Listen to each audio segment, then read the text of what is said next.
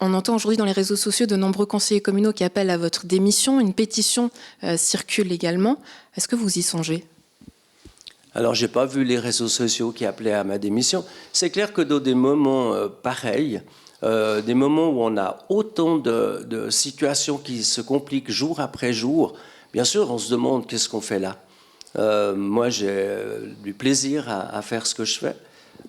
J'ai envie de faire avancer un certain nombre de dossiers. Je me suis présenté pour une nouvelle législature avec d'autres buts que celui de gérer une crise. Ouais, donc c'est inévitable qu'on se pose la question. Ouais, vous ne pouvez pas dire qu'aujourd'hui c'est du plaisir de gérer Nyon. On voit que tout brûle, tout part dans tous les sens. Est-ce qu'aujourd'hui c'est encore vraiment du plaisir ? Non, c'est pas vrai, on ne peut pas dire ça. On a deux services qui sont dans une situation pénible, mais les prestations continuent à être délivrées. Bien sûr que l'ambiance, elle n'est pas bonne. Bien sûr que c'est difficile, mais on continue à faire le travail. Ouais, est-ce qu'il sera vraiment possible de faire avancer ces dossiers en termes politiques, hein, si on y revient, pardon. C'est vrai que Elise Buckel a annoncé hier soir, plutôt dimanche soir, qu'elle allait continuer son mandat politique, qu'elle le souhaitait. Comment vous allez travailler dans ces conditions-là ? Alors ça va dépendre de la décision du Conseil d'État. Je rappelle, on a déposé plainte parce que la rupture de la confidentialité au sein d'une municipalité, le non-respect du secret de fonction, c'est pénal. Donc on a déposé une plainte. Et pendant la durée de la plainte, nous souhaitons que le Conseil d'État prononce une suspension de notre collègue Elise Buckel pour qu'on puisse avancer dans les dossiers en diminuant les tensions qui existent. Voilà, c'est la décision du Conseil d'État, ne m'appartient pas, ni le délai. Le calendrier, c'est pas le mien. Et puis le calendrier de la justice, c'est pas le mien non plus. Donc on va faire face à cette situation et à ces inconnus. Puis on va attendre de voir comment se positionne à la fois le Conseil d'État et le ministère public. Vendredi, vous avez annoncé par voie de communiqué, au nom de toute la municipalité, déposer une plainte pénale contre Elise Buckel pour violation du secret de fonction. Vous demandez également sa suspension auprès du Conseil d'État. C'est quoi le problème avec Elise Buckel ?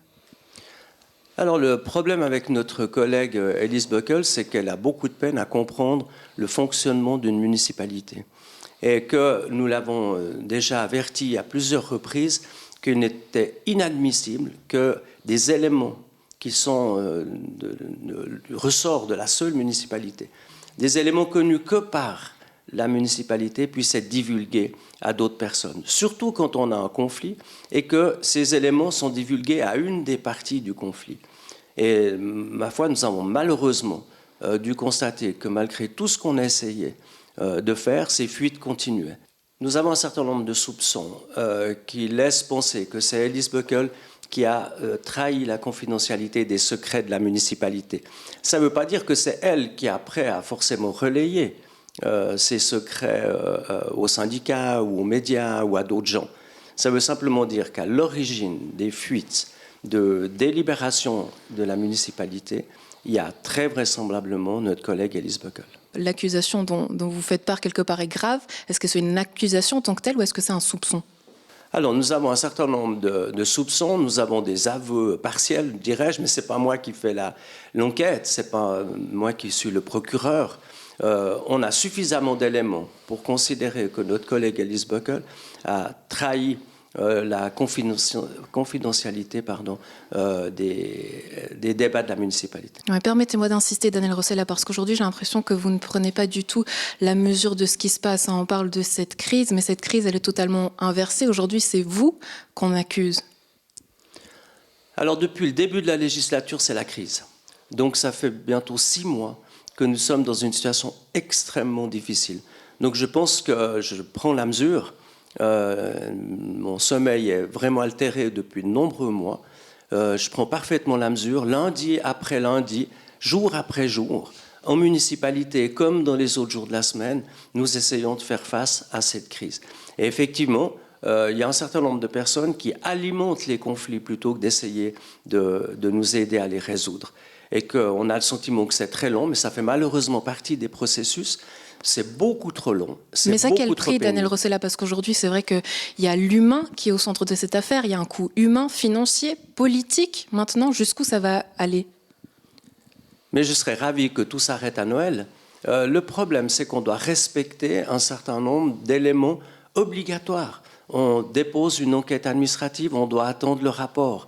Quand on a le rapport, on doit analyser et prendre des décisions, proposer des sanctions. Ces sanctions vont ensuite être communiquées aux gens qui ont un délai pour être entendus. Ce délai, il va jusqu'au 31 janvier. Donc le 31 janvier, on aura la position des personnes. Je rappelle qu'elles sont toutes conseillées par des avocats. Et nous ne pouvons pas prendre de mesures avant que les personnes impliquées aient été entendues. Aujourd'hui, les personnes sont entendues, réentendues, elles ont le droit d'être à nouveau convoquées. Finalement, ça prend l'eau de toutes parts. Est-ce qu'il n'est pas le temps d'arrêter tout ça? Mais on ne peut pas. Si je pouvais, bien sûr qu'on le ferait. Comment est-ce qu'on pourrait faire? On n'a pas le droit. Il se trouve simplement qu'il y a un statut de fonctionnaire et qu'on ne peut pas se séparer de quelqu'un tant qu'on n'a pas une faute à lui reprocher. On ne peut pas trouver une solution autre. Les seules qu'on avait pu faire, c'était des conventions. Là, en l'occurrence, le conflit il est tellement fort que je ne vois pas comment on pourrait oser proposer une convention, à moins qu'une des parties nous le propose. Donc on n'a pas le choix. Juridiquement, on n'a pas le choix. On est engagé dans une procédure. Encore une fois, on parle aujourd'hui d'un coût financier qui est extrêmement élevé. 1 million, l'argent des Nyonnais, l'argent du contribuable. Aujourd'hui, vous devez plus de transparence. Jusqu'où est-ce que vous allez aller dans cette crise en laissant faire ça? Alors, je ne sais pas d'où sort ce chiffre de 1 million. Je ne sais pas qui a sorti un chiffre pareil. C'est combien? Il y a eu un certain nombre de conventions qui ont été faites dans les 10 ou 15 dernières années, comme ça arrive dans toutes les entreprises, comme ça arrive dans toutes les communes ou cantons. Je veux dire, c'est assez logique que de temps en temps, il y ait des séparations qui se fassent de manière conventionnée. Alors, ce coût, je ne sais pas d'où il sort, mais ce n'est pas réel. C'est sûr qu'une enquête administrative, comme celle qu'on vient de faire, qui implique autant de personnes, avec tout ce qu'il faut faire comme démarche pour rétablir un climat de travail. Bien sûr que ça va coûter cher. C'est une évidence. Aujourd'hui, ce coût, vous l'estimez à combien, Daniel Rossella? On ne peut pas encore articuler un chiffre, mais c'est clair qu'on va être entre 200 et 300 000 francs de dépenses si on prend en compte tous les frais engendrés par cette enquête administrative et le suivi de cette enquête administrative. Vous avez souvent parlé d'une crise clanique. Aujourd'hui, cette crise, on a l'impression qu'elle est totalement inversée à votre encontre, que c'est une crise finalement contre l'ère Daniel Rossella. Oh, je n'ai pas du tout ce sentiment. Ce n'est pas parce qu'il y a un article dans Le Temps qui a pris ce postulat de départ et qui a essayé de le construire pour prouver que c'était ça. Si vous interrogez mes collègues de la municipalité ou du personnel de l'administration, vous allez bien comprendre que cette approche est erronée. Ouais, on vous reproche notamment d'avoir un management fait d'arrangement, de copinage et fait en coulisses. Vous répondez quoi? Je suis abasourdi par des telles accusations. Ça ne se passe pas du tout comme ça. Nous avons tous les lundis des séances de municipalité. Il n'y a aucune décision qui est prise sans qu'il y ait une note qui soit préalablement déposée sur la table de la municipalité.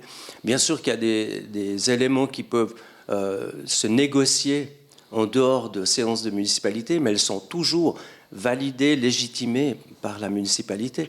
Et moi, je suis quelqu'un qui travaille en équipe et je suis vraiment très choqué de ce genre d'insinuations, voire d'accusations. Est-ce que vous avez protégé, oui ou non, le secrétaire municipal? Mais on ne peut pas dire ça puisque c'est moi qui ai proposé une enquête administrative et que depuis lors, j'essaye d'avoir une attitude totalement impartiale par rapport à ces conflits.